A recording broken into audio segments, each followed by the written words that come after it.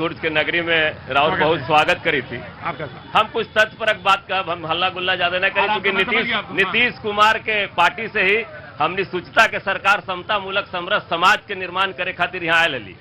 24,000 करोड़ के बजट 2004-5 के हल ओकरा 3,16,000 करोड़ तक ले जाए के काम आदरणीय नीतीश कुमार जी के नेतृत्व में हुए। जौन सड़क जहां पटना जाए में यहाँ 8 घंटा से 9 घंटा लगा लू, वहां 2.5 घंटा में सवेरे पहुंच जाए, 2 घंटा से 2.5 घंटा में।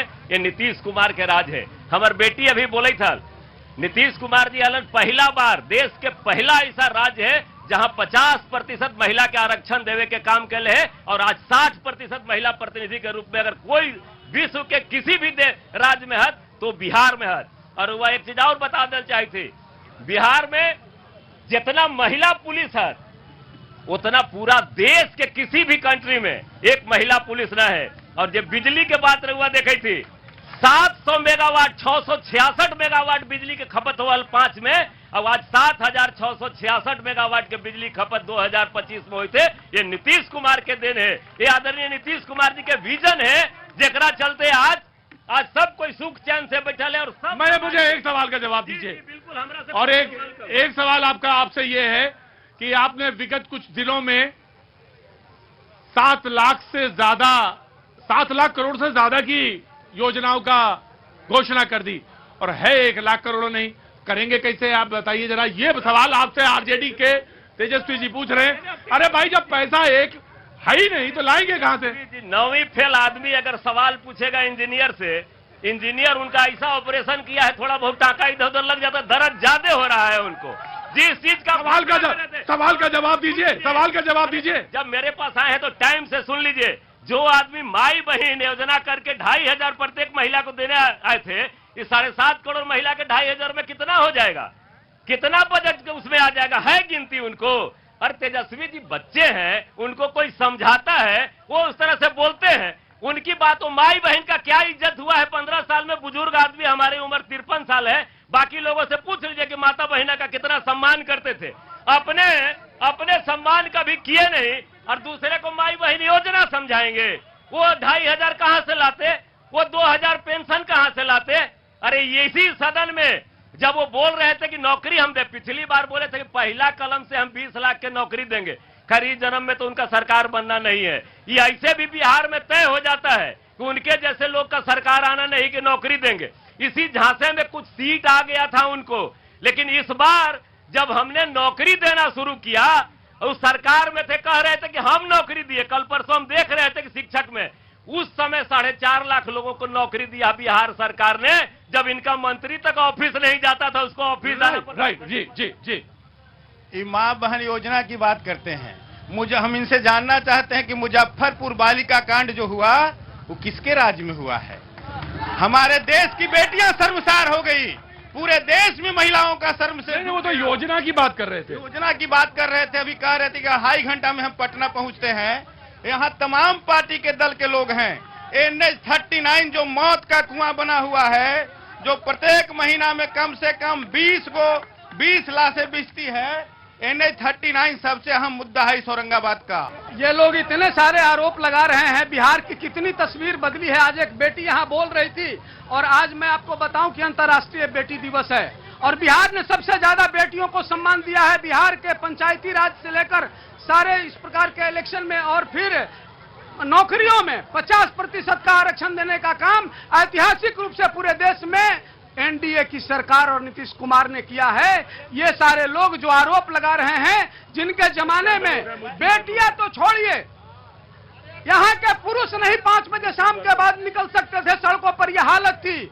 आप NH-39 की बात कर रहे हैं। आज औरंगाबाद से चल के 4 घंटा 3 घंटा में आप पटना पहुंच जाते हैं। और जब इनका शासनकाल था तो ये NH-2 नेशनल हाईवे 2 यहाँ पर गड्ढे थे बने हुए, आज 4 लेन और 6 लेन का काम हो रहा है। और बिहार के अंदर हाईवे का नाम लोग सुनते थे, बिहार के अंदर एक्सप्रेसवे बन रहा है। मैं आ गया। हाँ भैया बोलो। सर कि इन लोग कह रहे हैं कि वोटर लिस्ट से नाम नहीं कटा। हम एक सरकारी कर्मचारी हैं, और मेरा नाम मृत घोषित कर दिया गया है। इसका प्रूफ हमारे पास मोबाइल में है और अभी जो है कि हम फॉर्म 7 भी भरे हैं। इसमें हमको प्रूफ करना पड़ रहा है कि हम भारत के नागरिक हैं, जबकि हम एक सरकारी कर्मचारी हैं यहाँ के। मृत घोषित कर दिया। इसके लिए मैंने देखिए फॉर्म भी भरा है और इलेक्शन कमीशन के थ्रू जो है कि हम अप्रूव ले रहे हैं कि हम भारत के नागरिक हैं। तब जो है कि पुनः मुझे जो है कि ये करना होगा। तुम क्या बताओगे? जो बात कर रहे हैं पढ़े आएगा नहीं, उल्टा पुल्टा भरेंगे तो क्या होगा? सरकारी कर्मचारी है, सरकारी कर्मचारी है। मैं बता रहा हूँ कि मैं विगत दो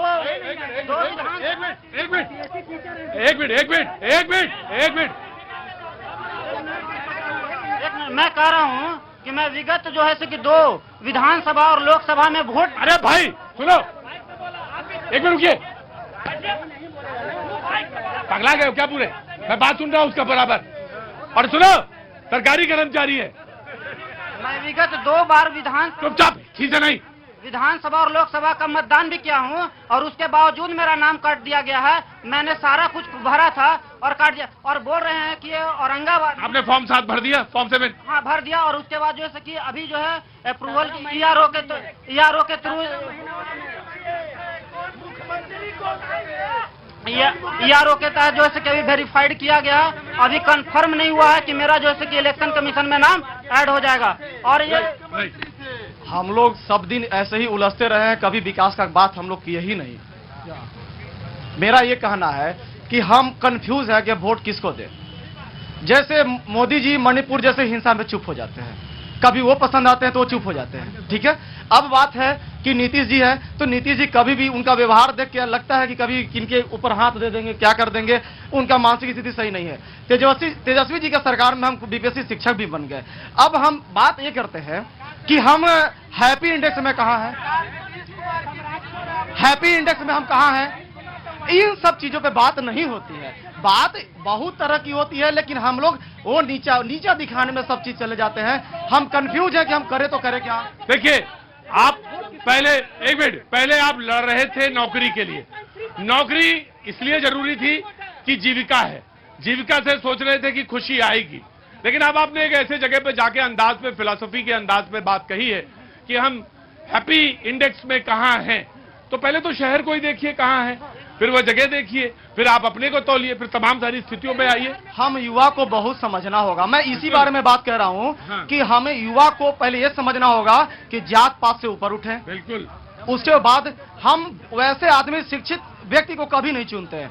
हमेशा जो दंगाई हो, भ्रष्टाचारी हो, जो मर्डरर हो, उसको हमेशा नेता के स्थान पर बैठाते हैं। कभी भी हम लोग शिक्षित आदमी को एक भी बिहारवासी चुनने के लिए तैयार नहीं है।